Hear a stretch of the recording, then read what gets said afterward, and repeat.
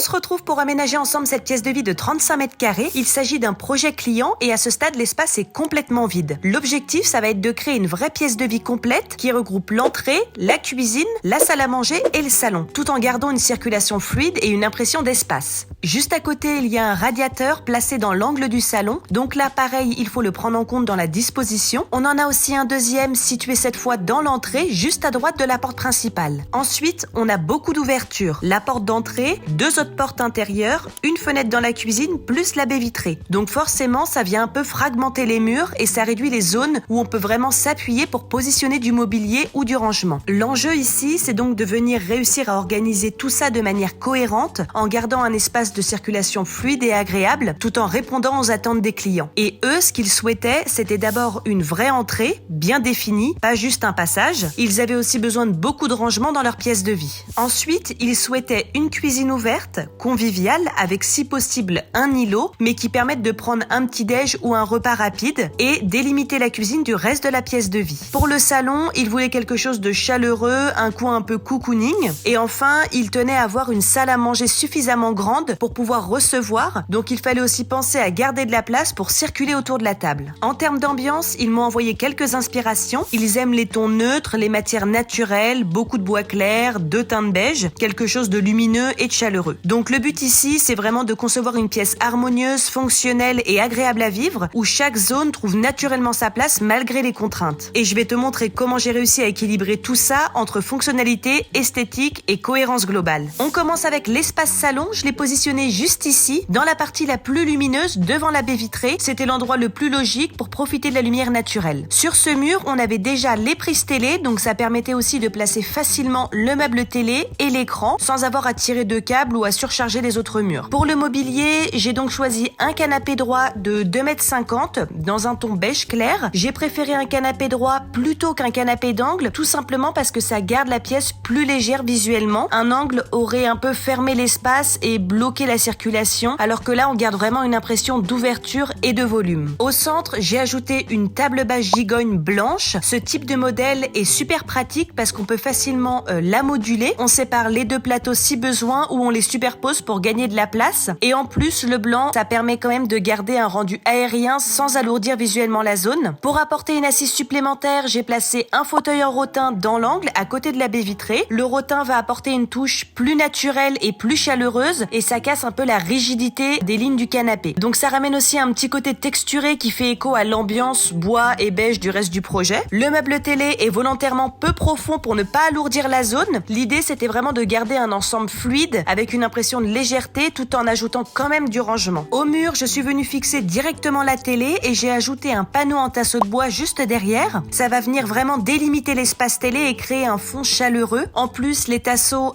ils permettent quand même d'ajouter du relief et de la verticalité. Au sol, j'ai mis un tapis dans les tons taupe pour structurer visuellement le coin salon. Ça aide à bien délimiter la zone tout en apportant une sensation de confort et de douceur sous les pieds. Dans l'angle, j'ai ajouté un lampadaire pour l'éclairage d'ambiance et une petite bibliothèque ouverte pour accueillir quelques livres ou de la décoration. Donc voilà, l'ensemble de cette zone reste cohérent, lumineux, chaleureux, avec un mélange de matières douces et naturelles. Et surtout, la circulation reste fluide et tout est bien proportionné. On garde aussi cette impression d'espace malgré la présence de plusieurs meubles. On passe maintenant à la salle à manger que j'ai positionnée à côté du salon au pied de l'escalier. C'est un emplacement logique parce que ça permet de garder une vraie continuité entre les deux espaces tout en profitant de la luminosité naturelle de la baie vitrée. En même temps, ça crée une transition fluide avec la cuisine qui se trouve juste derrière. Du coup, on garde une belle cohérence dans la circulation sans rupture visuelle. J'ai choisi donc une table rectangulaire avec 6 chaises parce que c'est le format qui s'adaptait le mieux à la largeur de la pièce. Si j'avais choisi une table ronde, ça aurait mangé trop d'espace au centre, alors que la table rectangulaire permet de garder une vraie ligne de passage entre le salon et la cuisine. Les matériaux restent dans la continuité du reste de la pièce avec un plateau en bois clair qui apporte de la chaleur. Les chaises, elles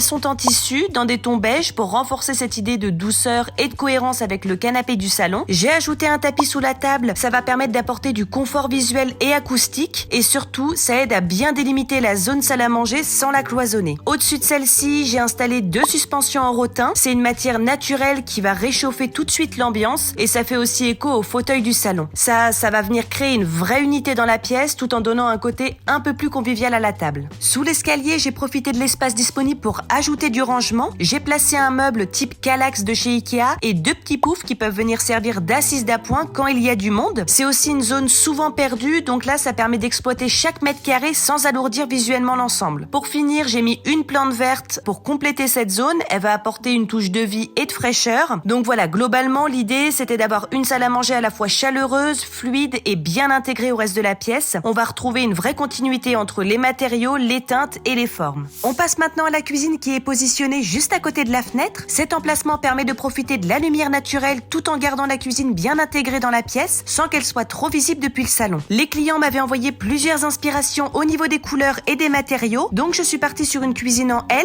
avec des façades mates dans des tons beige pour rester dans une ambiance douce et lumineuse qu'on retrouve dans tout le projet. J'ai voulu garder quelque chose de sobre et épuré avec des lignes continues, pas de poignées apparentes et des meubles hauts pour optimiser le rangement sans surcharger visuellement la pièce. Le réfrigérateur est intégré pour garder un aspect uniforme et discret. J'ai ensuite ajouté un retour de cuisine qui vient créer une vraie séparation avec le salon. Il va apporter du rangement supplémentaire, mais il sert aussi de bar pour les repas d'appoint avec 3 tabourets hauts. Et surtout, il va permettre de venir délimiter la cuisine du reste de la pièce de vie sans cloisonner. On va garder une continuité visuelle, mais avec une vraie lecture des espaces. En termes de matériaux, j'ai choisi un plan de travail et une crédence assortie dans une finition claire, légèrement marbrée pour garder de la lumière et apporter un peu de texture. La robinetterie noire et les électroménagers noirs viennent ajouter un léger contraste, juste ce qu'il faut pour moderniser l'ensemble sans le durcir. Et pour finaliser, j'ai ajouté 2 suspensions graphiques au-dessus du bar qui viennent apporter une touche un peu plus contemporaine et marquer cette transition entre la cuisine et le salon. Donc voilà, l'ensemble reste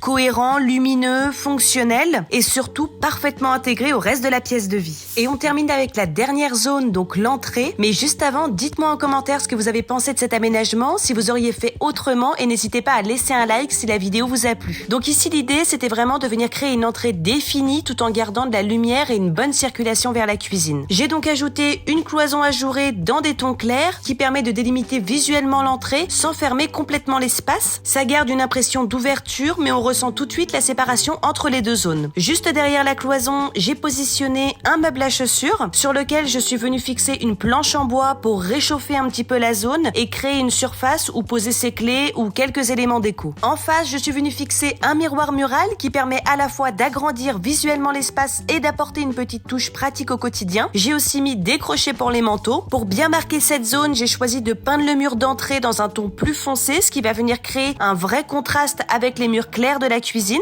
Au sol, j'ai ajouté un paillasson pour délimiter la zone et apporter un côté un peu plus chaleureux. Et au plafond, 3 petites lumières orientables qui assurent un bon éclairage tout en restant discrètes. Donc voilà, l'ensemble reste simple, fonctionnel et bien intégré au reste de la pièce de vie. On a une entrée qui est identifiable, pratique au quotidien, mais qui reste quand même ouverte et cohérente avec l'ambiance globale du projet. Et voilà pour cet aménagement. J'espère que le projet vous a plu et qu'il vous aura peut-être donné quelques idées pour chez vous. Ciao!